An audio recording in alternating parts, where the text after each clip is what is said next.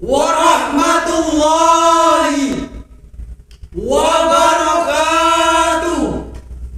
Alladzi ja'ala fattaquwata syadidan wassalatu wassalam ala nabiyil mustafa wa ala alihi wa ashabihi ahli siddiqa wal wafa, amma ba'du.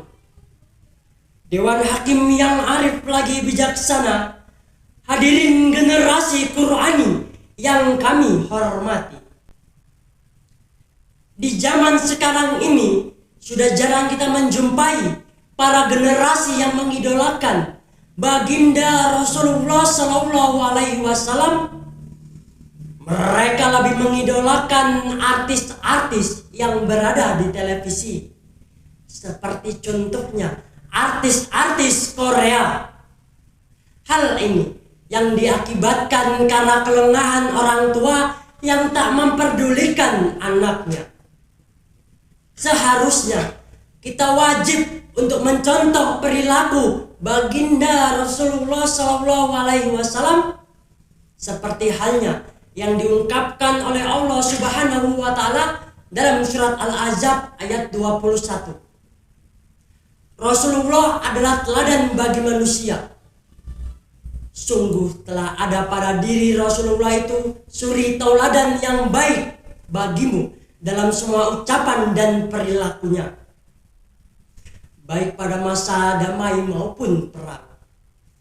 Ungkapan tersebut menggambarkan betapa mulianya perilaku baginda Rasulullah SAW. Oleh sebab itu, hendaknya kita sebagai generasi pemuda yang meneruskan nasib bangsa dan negara, kita harus mempelajari, mencontoh yang diajarkan oleh baginda Rasulullah SAW, seperti menjauhi perbuatan maksiat, contohnya berzina, Mabuk-mabukan, berkata kotor, serta para pemuda yang menganggap pacaran hal yang biasa-biasa saja. Prihatin kami atas dasar tersebut, tergugah hati kami ingin menyampaikan sebuah siarahan dengan judul mewujudkan generasi pecinta Rasul dalam keluarga dan Al-Quran, dengan rujukan surat Al-Ahzab ayat 21 yang sebagaimana akan dilantunkan oleh qari kami berikut ini. A'udzu billahi minasy syaithanir rajim.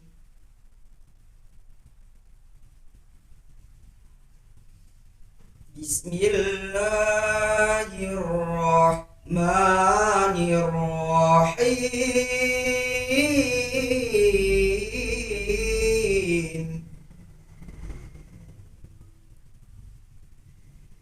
Laqad kana lakum fi Rasulillahi uswatun hasanah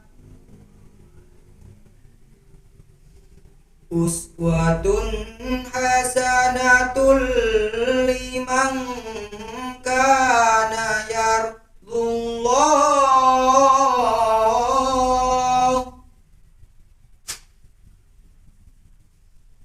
wal yawmal akhir wa dzakarallaha katsira. Aku berlindung kepada Allah dari godaan setan yang terkutuk dengan menyebut nama Allah yang Maha Pengasih lagi Maha Penyayang. Sesungguhnya telah ada pada diri Rasulullah itu suri tauladan yang baik bagimu, yaitu bagi orang-orang yang mengharap rahmat Allah dan yang banyak mengingat hari kiamat dan yang banyak mengingat Allah. Hadirin para pemuda harapan bangsa, para pemudi harapan pertiwi. Menurut Imam At-Tabari dalam tafsir Jami'ul Bayan, Fakhruddin Ar-Razi dalam tafsir Al-Kabir, serta mayoritas pakar tafsir lainnya mengatakan bahwa ayat tadi hanya ditunjukkan kepada orang tua yang telah lanjut usia, sakit-sakitan, serta memiliki tanda-tanda kematian. Namun, menurut Muhammad Sayyid Tontowi dalam tafsir Al-Wasit, ayat ini merupakan peringatan kepada semua orang untuk khawatir, cemas, dan takut untuk meninggalkan generasi yang lemah. Lebih lanjut hadirin, pakar tafsir di Indonesia berdarah Arab, Muhammad Quraisy Shihab, mengatakan bahwa di'afa yang bermakna lemah harta. Namun, jika kita kaji lebih mendalam, bukankah karena lemah ekonomi, lemah harta, anak-anak dan generasi muda yang tidak berpendidikan? Akhirnya lahirlah kebodohan, keterbelakangan, buta huruf, tidak paham agama, dan lebih tragisnya, anak-anak tidak pernah mengenal Al-Quran. Menurut data statistik tahun 2014, Indonesia yang mayoritasnya muslim dan fanatik dengan keislamannya, namun 75% generasinya tidak mampu membaca Al-Quran. Fakta tersebut cukup memalukan, mengkhawatirkan, bahkan mencemaskan kita. Hadirin, disadari atau tidak, ini merupakan rencana wal barat dalam menjajah dunia Islam. Perdana Menteri Victoria pernah berpidato di depan parlemennya. Apabila kita ingin mengalahkan negara-negara yang penduduknya mayoritas muslim, maka yang paling utama yang harus dilakukan adalah menjauhkan mereka dari Al-Quran, supaya mereka buta terhadap kandungannya. Sebab hanya dengan itu kita akan berhasil menaklukkan mereka. Selama mereka berpegang teguh pada Al-Quran, selama itu pula kita tidak akan sanggup mengalahkan mereka. Oleh sebab itu, keluarga sebagai madrasah pertama umat Islam berkewajiban untuk mendidik, mengarahkan, dan mengajarkan anak-anak Al-Quran yang sebagaimana diungkapkan dalam ungkapan Arab, Al-Baitu Madrasatul Ula. Rumah merupakan sekolah utama jika dipersiapkan dengan baik. Maka akan lahirlah para remaja sebagai generasi yang kuat. Lantas, bagaimana menciptakan generasi yang Qurani? Dengan rujukan surat At-Tahrim ayat 6 yang sebagaimana akan dilantunkan oleh qori kami berikut ini. Ya ayyuhalladzina amanu qu anfusakum wa ahlikum naro wa quduhan nasu wal hijaratu 'alaiha malaikatun ghiladun syidadul la ya'sunallah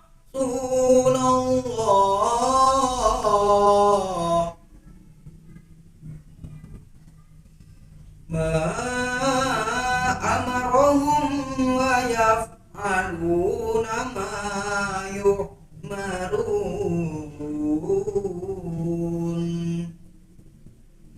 Shadaqallahul azim. Hai orang-orang yang beriman, peliharalah dirimu dan keluargamu dari api neraka yang bahan bakarnya manusia dan batu. Penjaganya malaikat-malaikat yang kasar, keras, dan tidak mendurhakai Allah terhadap apa yang diperintahnya kepada mereka, dan selalu mengerjakan apa yang diperintahnya. Maha benar Allah dengan segala firman-firman-Nya. Hadirin para calon penghuni syurga, ketika ayat ini turun, Umar bin Khattab pernah bertanya kepada baginda Rasulullah Sallallahu Alaihi Wasallam, "Ya Rasulullah, kami telah menjaga diri kami, tapi bagaimana menjaga keluarga kami?" Lantas Rasulullah pun menjawab, "Engkau cegah mereka dari larangan Allah dan menyuruh mereka untuk menaati perintah Sang Rabbul Alamin." Lebih lanjut hadirin, Imam Ali Asy-Syahbuni dalam tafsir Safwatut Tafasir menjelaskan bahwa jagalah dirimu dan peliharalah istri-istrimu dan anak-anakmu dari siksaan api neraka yang pedih dengan cara memerintahkan mereka untuk meninggalkan maksiat, mengerjakan ketaatan, serta mendidik dan menanamkan Al-Quran dalam jiwanya. Dengan demikian, ayat tadi merupakan landasan filosofis bagi orang tua dalam menjaga, membimbing, dan mengarahkan anak-anaknya. Oleh sebab itu, Dr. Asli Al-Muntaqo dalam kitabnya Kaifa Nusa'idul Abna ala Qiyamihimul Khuluqiyah mengatakan bahwa anak-anak memang butuh materi, anak-anak juga memerlukan tarbiyah jasmania. Namun, mereka jauh lebih memerlukan tarbiyah Qur'aniyah, Rabbaniyah, dan Islamiyah. Sejarah telah membuktikan, bukankah orang seperti Alfredo Timothy, seorang mafia kelas kakap dunia, Johnson the Lion Boy, seorang Cosa Nostra Amerika, serta Lee Tiger Lee, seorang preman Hong Kong.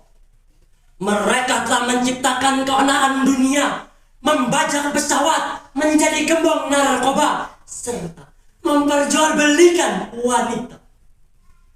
Ternyata mereka adalah sosok anak muda yang terlahir dari rahim para ibunda yang tak pernah betah di rumah. Hidup dalam kemegahan, bergelimang harta, namun tak pernah tersentuh kasih sayang orang tua.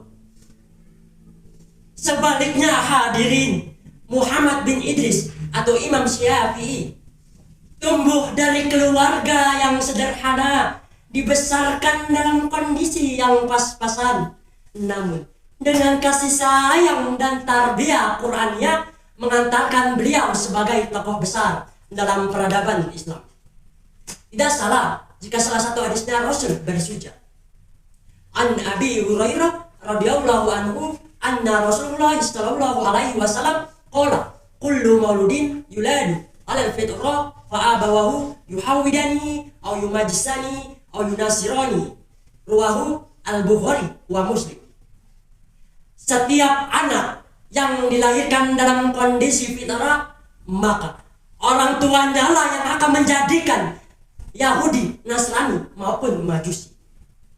Hadirin yang kami muliakan, akhir dari saran tadi dapat kami simpulkan, keluarga merupakan benteng utama umat Islam. Jika kita mendambakan masyarakat yang taat, umat yang hebat, bangsa yang kuat, maka mari ciptakan keluarga-keluarga yang syakinah, yang menjadikan Al-Quran sebagai pedoman, manhaj, dan jalan hidup. Mengakhiri syarahan ini, kami persembahkan sebuah pantun.